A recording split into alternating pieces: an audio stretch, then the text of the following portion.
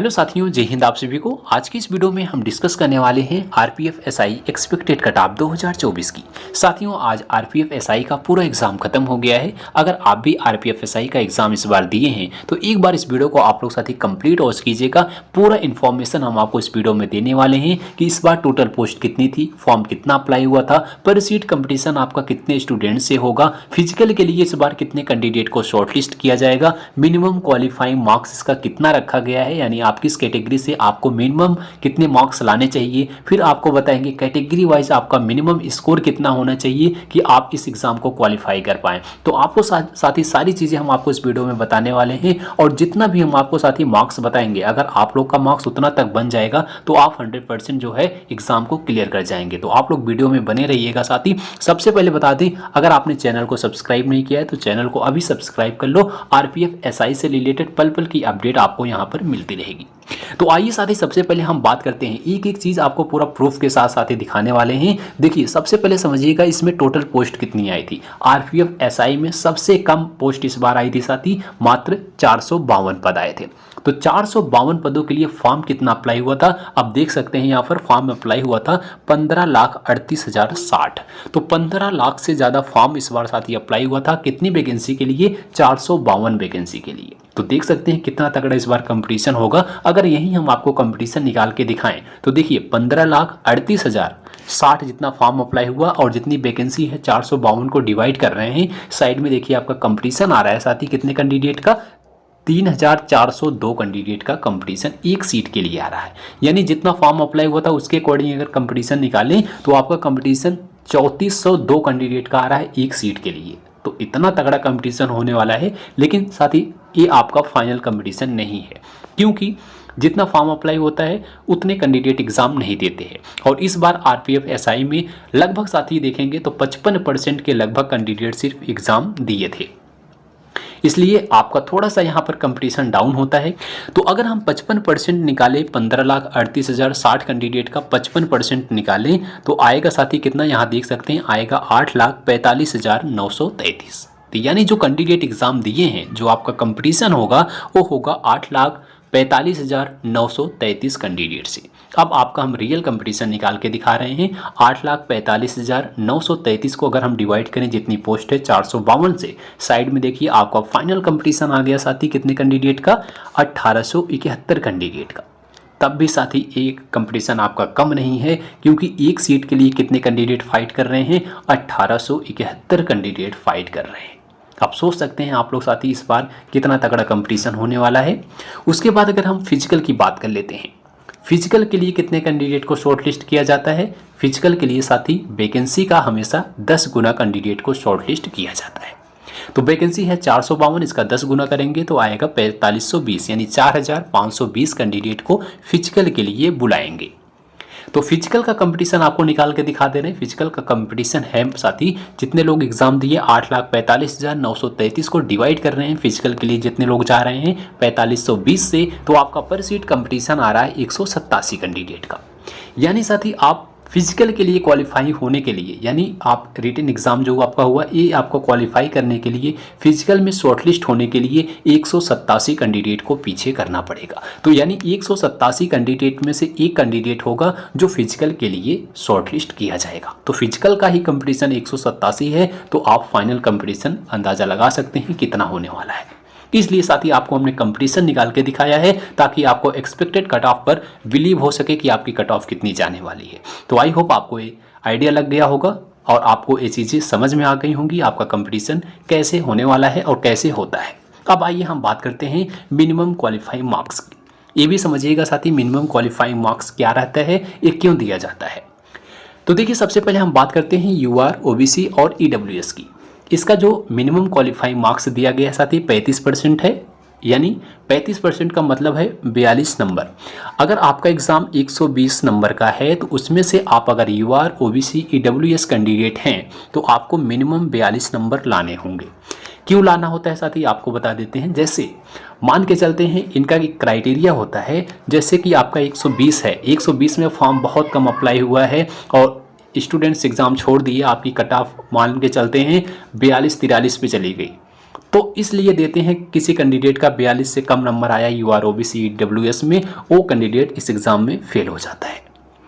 इसलिए एक क्राइटेरिया रखते हैं, मिनिमम आपको इतने मार्क्स लाने होते हैं तब आप इस एग्ज़ाम में पास होते हैं। हालांकि इससे कोई मतलब नहीं है 42 नंबर लाओ, 45 नंबर लाओ, 50 नंबर लाओ, क्योंकि इसकी कट ऑफ बहुत ज़्यादा जाती है, आप सबको पता होगा। ये सिर्फ नाम के लिए है, मिनिमम क्वालिफाइंग मार्क्स आपका इतना होना चाहिए, फिर इस एग्ज़ाम में आप क्वालिफाई माने जाते हो। लेकिन हालांकि जो कट ऑफ जाती है डिपेंड करेगा, वही आपको सिलेक्शन दिलाएगा, आपकी कट ऑफ, ना कि आपका क्वालिफाइंग मार्क्स। जो क्वालिफाइंग मार्क्स रहता है वो आपको बता देते हैं। SC ST का क्वालिफाइंग मार्क्स होता है 30%। 30% का मतलब 36 नंबर, 120 में आपको मिनिमम 36 नंबर लाने होते हैं, तब आप इस एग्ज़ाम को क्वालिफाई कर पाओगे। लेकिन आपको एग्ज़ाम को क्वालिफाई नहीं, बल्कि आपको हर एक कैंडिडेट को पीछे करके आपको इसमें सिलेक्शन लेने के लिए तो आपको कट ऑफ क्लियर करना पड़ेगा। तो ये आपका सिर्फ नाम के लिए दिया जाता है क्वालिफाइंग मार्क्स। अब हम बात करते हैं आइए इसके category wise expected cut off और सेफ स्कोर की, जो आप सभी का बेसब्री से इंतजार है कि इसका कट ऑफ कितना जाएगा, सेफ स्कोर कितना जाएगा। सबसे पहले हम आपको क्लियर कर दे रहे हैं साथी, जो भी हम आपको नंबर बता रहे हैं ये आपका कट ऑफ नहीं बता रहे हैं, ये आपका हम सेफ स्कोर बता रहे हैं, यानी रॉ मार्क्स के अकॉर्डिंग स्कोर आपका बता रहे हैं। अगर जितना स्कोर बता रहे हैं, अगर आपका मार्क्स बन रहा है तभी आप लोग फिजिकल की तैयारी कीजिएगा, अदरवाइज आप लोग रजाई में बैठ के नेक्स्ट वैकेंसी का इंतजार कीजिएगा। तो देखिए, सबसे पहले हम कैटेगरी वाइज बात करते हैं। मेल की कट ऑफ अलग जाती है, फीमेल की कट ऑफ अलग जाती है, इसलिए हम दोनों की आपको सेफ स्कोर बता रहे हैं अकॉर्डिंग टू रॉ मार्क्स। तो देखिए, UR की सबसे पहले बात करते हैं। UR कैंडिडेट का कितना स्कोर होना चाहिए कि फिजिकल की तैयारी कर सकें। तो देखिए साथी, आपको बता दें, अगर आपका मार्क्स UR कैटेगरी से 90 प्लस आ रहा है, रॉ मार्क्स के अकॉर्डिंग आपको बता रहे हैं साथी, अगर आपका स्कोर 90 प्लस है तो आप लोग फिजिकल की तैयारी बिल्कुल कर सकते हैं, क्योंकि साथी कट ऑफ इससे ज़्यादा जाएगी। आप सबको पता है इस बार कंपटीशन भी काफ़ी तगड़ा है और वैकेंसी कम है, फॉर्म बहुत ज़्यादा अप्लाई हुआ है, कट ऑफ ज़्यादा जाएगी। लेकिन आपका सेफ स्कोर बता रहे हैं, अगर आपका मार्क्स रॉ मार्क्स जो है 90 है निगेटिव नंबर काटने के बाद, तो आप फिजिकल की तैयारी कर सकते हैं, क्योंकि आपका भी नॉर्मलाइजेशन होगा, आपके मार्क्स बढ़ सकते हैं। इसलिए अगर 90 प्लस है तो आप तैयारी कर सकते हैं। वहीं फीमेल की बात कर लेते हैं। फीमेल में UR कैटेगरी का जो सेफ स्कोर होने वाला है, रॉ मार्क्स अगर आपका 75 प्लस है तो बिल्कुल सेफ़ है। अगर 75 प्लस जिसका भी है वो जो है फिजिकल की तैयारी कर सकती हैं फीमेल में।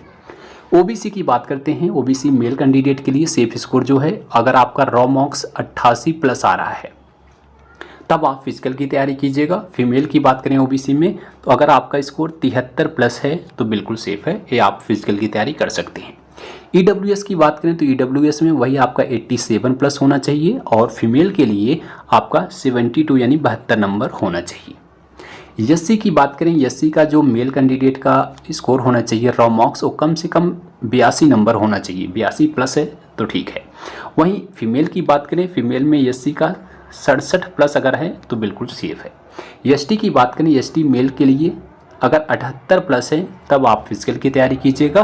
अगर फीमेल हैं तो आप 63 प्लस नंबर अगर आपके हैं रॉ मार्क्स, तब आप फिजिकल की तैयारी कीजिएगा। तो साथियों, आप सभी को हमने आपका रॉ मार्क्स बताया है, ना कि आपका कट ऑफ बताया है। अगर आपका रॉ मार्क्स इतना आ रहा है, क्योंकि आप लोग एग्ज़ाम दिए होंगे, आप सबको आइडिया लग जाता है कितने क्वेश्चन सही हो रहे हैं, कितने क्वेश्चन गलत हो रहे हैं। गलत क्वेश्चन को काट करके, निगेटिव नंबर काट करके, अगर आप लोग का मार्क्स जितना हमने बताया मेल कैंडिडेट के लिए इतना और फीमेल के लिए इतना, अगर आपका इस इतने के बीच है, इससे ज़्यादा है, तभी आप लोग फिजिकल की तैयारी कीजिएगा। अदरवाइज़ आप लोग नेक्स्ट वैकेंसी का इंतज़ार कीजिएगा, नेक्स्ट वैकेंसी की तैयारी कीजिएगा। क्योंकि साथी आप सबको पता होगा बहुत कम इस बार जो है पोस्ट थी और बहुत ज़्यादा फॉर्म अप्लाई हुआ था, इसलिए कंपटीशन इस बार बहुत तगड़ा होगा। आप सब देखेंगे जब आपकी इसकी रिजल्ट आएगा, कट ऑफ इसकी लगेगी, कट ऑफ कितना ज़्यादा जाएगा आप सब उतना जो है अभी तक सोचे नहीं होंगे। इसलिए आप लोग को अगर रॉ मार्क्स इतना बन रहा है तभी आप उस कट ऑफ तक जा सकते हैं जितनी इसकी एक्सपेक्ट भी की जा रही है। तो साथियों, ये भूल जाइएगा कि 90 पे आपका सिलेक्शन हो जाएगा, आपकी फाइनल कट ऑफ 90-92 जाएगी, इतना नहीं जाएगा। क्योंकि अगर आप पिछली वैकेंसी का जो कट ऑफ देखेंगे उसका कट ऑफ ही काफ़ी ज़्यादा था, तो उसके अकॉर्डिंग इस बार कट ऑफ उससे कहीं ना कहीं ज़्यादा जाएगा।